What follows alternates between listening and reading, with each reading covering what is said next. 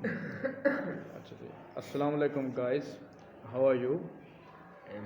You are fine, okay जी। चलिए बेटा, ये क्वेश्चन नंबर हम 10 डिस्कस करें। Exercise 6C, find the equation of a straight line which passes through the point -3 5 and with gradient -2 upon 3। अब इसमें देखिएगा, इसमें जो मेन कॉन्सेप्ट आपके पास आ रहा है कि इक्वेशन ऑफ जो लाइन है, सपोज हम कह रहे हैं कि एक लाइन आपको दी हुई है और वो कहते हैं देखें जो भी कोई लाइन होती है उसके इनफैक्ट इन्फिनाइट पॉइंट्स होते हैं, बहुत सारे पॉइंट्स होते हैं एक किसी भी लाइन के ऊपर। अब उसने आपको एक पॉइंट दे दिया है, वो पॉइंट उसने दिया हुआ है जी -3 और 5, हमने एस्टिमेट कर दिया पासिंग थ्रू -3 एंड 5। और उसका जो ग्रेडियंट आपको दिया हुआ है, ग्रेडियंट किसे कहते हैं जी? स्लोप भी कहते हैं, ठीक है। वो आपको दिया हुआ है जी -2/3, ठीक है। तो इसमें हमारे पास इक्वेशन ऑफ लाइन जो है वो पूछ रहा है कि you have to find equation of line, ठीक है बेटा। अब इक्वेशन ऑफ लाइन के दो मेथड हैं जिसको हम नॉर्मली यूज़ कर रहे होते हैं। एक इक्वेशन होती है हमारी y-y1 is equal to mx - x1। हाँ जी, इसमें m क्या चीज़ होती है अभी? कौन बताएगा? हाँ जी, m क्या होता है यहाँ पे? m ग्रेडियंट होता है, ठीक है। बात समझ आ गई है, ठीक है जी। अच्छा जी, अब ग्रेडियंट का फार्मूला कौन बताएगा जी? ग्रेडियंट का फार्मूला क्या होता है? शाबाश।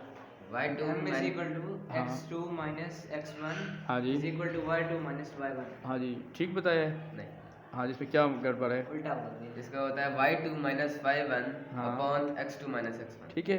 तो बेटा ग्रेडियंट का जो कॉन्सेप्ट होता है इसको आपने जहन में रखना है। आप इसको याद रखने के लिए बेटा ये होता है राइज ओवर रन, एक मेथड मतलब अपने जहन में रखना है, ठीक है। Rise over run.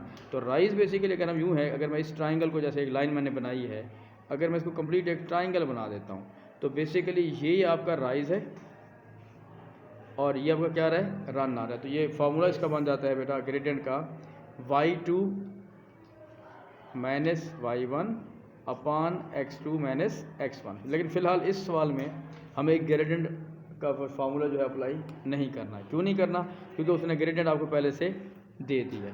अब आपके पास देखिएगा कि ग्रेडियंट बेटा उसने आपको पहले से बता दी है, दैट इज़ -2/3, और पॉइंट जो आपको दिया हुआ है वो -3 और 5 है। इसके कोऑर्डिनेट्स को हम x1 और y1 कह देते हैं। अब यही कन्फर्मेशन जो है हम इस क्वेश्चन में पुट कर रहे हैं। क्या करेंगे जी? y minus y1 is equal to gradient बेटा क्या है? -2/3 x माइनस x1 की वैल्यू क्या आ रही है? -3। तो मैं इसको अगर इस तरह लिख लूँ ब्रैकेट में, ठीक हो गया। तो that will be y minus 5 is equal to -2/3 और x माइनस को जब माइनस से मल्टीप्लाई करेंगे दैट विल बी +3, ठीक है। अब इसको हम सिंपलीफाई कर रहे हैं। सिंपलीफाई किस तरह करेंगे बेटा?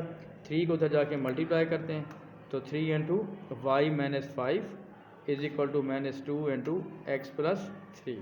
हाँ जी, क्या हो जाएगा जी? 3y minus 15 is equal to -2x -6, ठीक है। दोनों से ये मल्टीप्लाई होगा। अब आपके पास इसको हम बाद में लेके जाते हैं, तो 3y is equal to -2x और -6 और प्लस का 15, तो that will be 3y plus 2x is equal to -2x और प्लस का 9, क्योंकि मैंने इसको वैसे रहने दिया तो इक्वेशन ऑफ स्ट्रेट लाइन ये आ जाएगी। क्लियर होगी बात ये?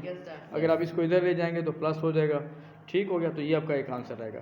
दूसरा इक्वेशन ऑफ स्ट्रेट लाइन होती है, हम यहाँ पे अप्लाई नहीं कर रहे, लेकिन वो होती है जी y is equal to mx plus c, ठीक हो गया।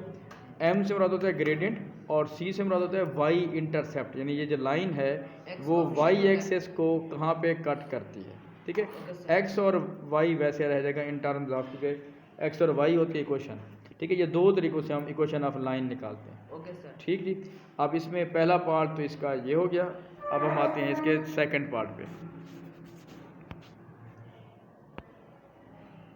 अच्छा बेटा देखिए, इसका जो सेकंड पार्ट है, given that the line in 1 also passes through the point P3, find the value of P। मतलब ये कहना ये चाह रहा है कि ये जो लाइन है, तो जैसे आपको मैंने पहले बताया कि ये इन्फिनाइट पॉइंट से पास हो रही है, तो वो यही लाइन एक एक्सपोज करना चाह रहा है कि एक पॉइंट है जी P और 3, इससे भी ये पास हो रही है, then you have to find the value of p. इसका मतलब क्या हुआ कि जो भी पॉइंट होता है उसके दो कोऑर्डिनेट होते हैं, एक बेटा एक्स होता है, दूसरा वाई होता है।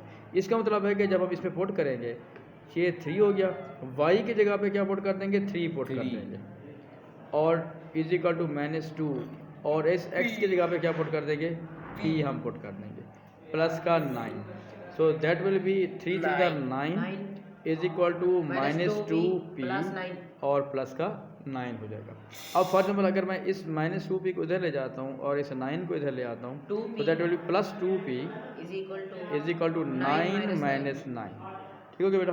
तो that will be 2p is equal to 0। ज़ाहिर है अब हमने p की वैल्यू निकालनी है तो 2 को इधर भी डिवाइड कर देंगे, इधर भी डिवाइड करेंगे, तो इसका मतलब क्या हुआ, this implies p is equal to 0। तो क्योंकि उसने p की वैल्यू पूछी थी तो वो आपका आंसर 0 आ जाएगा, ठीक है। लेकिन अगर वो ये पूछ ले कि कोऑर्डिनेट्स बताएं, सपोज उसने यहाँ पे कहा था find the value of p, तो फिर हम सिर्फ p का आंसर बताएंगे। लेकिन अगर वो कहता है कि इसके आपने कोऑर्डिनेट बताने हैं तो कोऑर्डिनेट में फिर आपको पूरा लिखना पड़ेगा कि 0 और 3, ठीक है। लेकिन फ़िलहाल आपका आंसर ये आ जाएगा। हाँ जी, क्लियर है बेटा। चलें इसमें